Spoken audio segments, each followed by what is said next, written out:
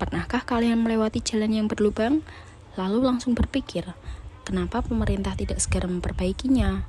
Atau mungkin kalian pernah mengeluhkan fasilitas umum yang rusak, sekolah yang kurang memadai, atau pelayanan rumah sakit yang kurang maksimal?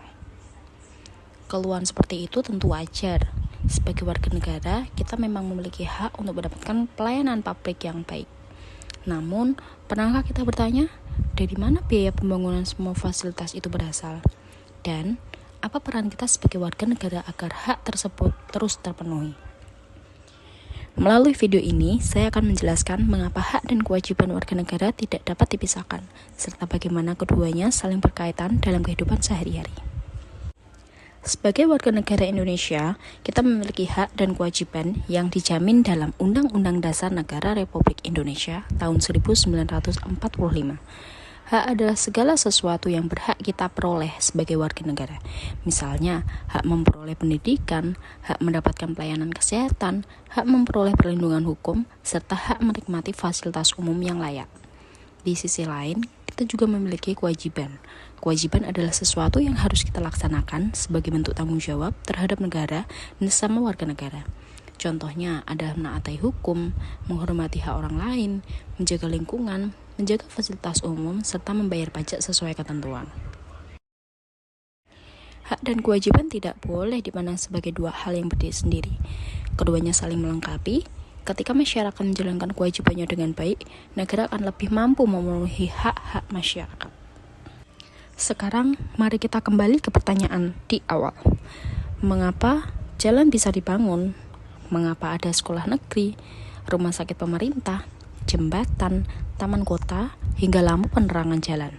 Salah satu jawabannya adalah pajak.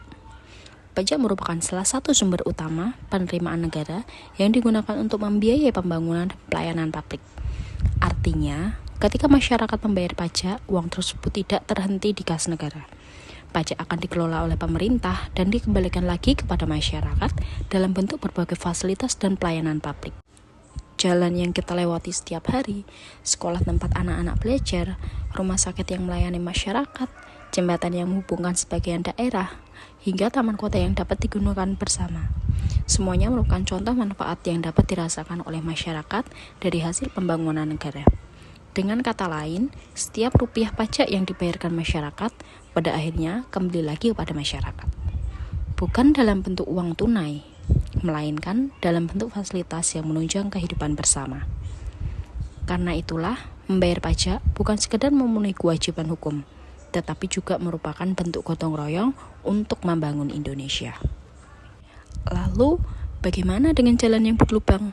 Sebagai warga negara, kita tentu berharap pemerintah segera memperbaikinya. Jalan yang aman dan layak merupakan bagian dari hak masyarakat karena mendukung keselamatan, aktivitas ekonomi, dan mobilitas sehari-hari. Namun, kita juga perlu memahami bahwa pembangunan dan perawatan jalan memerlukan anggaran yang besar. Salah satu sumber anggaran tersebut berasal dari pajak yang dibayarkan masyarakat.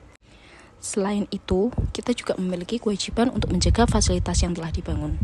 Misalnya, tidak merusak fasilitas umum, tidak membuang sampah ke saluran air yang dapat menyebabkan banjir dan mempercepat kerusakan jalan, serta melaporkan kerusakan jalan kepada pihak yang berwenang agar dapat segera ditangani.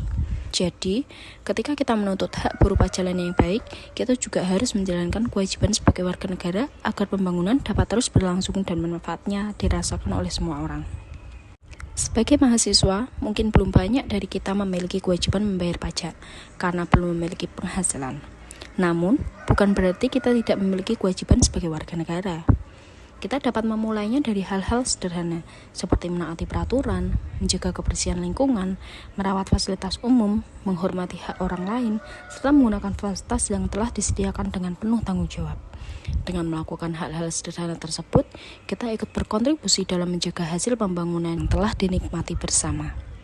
Pada akhirnya, hak dan kewajiban merupakan dua hal yang saling melengkapi. Kita memang berhak memperoleh pendidikan, pelayanan kesehatan, perlindungan hukum, serta fasilitas umum yang layak. Namun, semua hak tersebut dapat terwujud karena adanya kewajiban yang dijalankan oleh masyarakat. Oleh karena itu, jangan hanya menuntut hak, tetapi mari bersama-sama menjalankan kewajiban.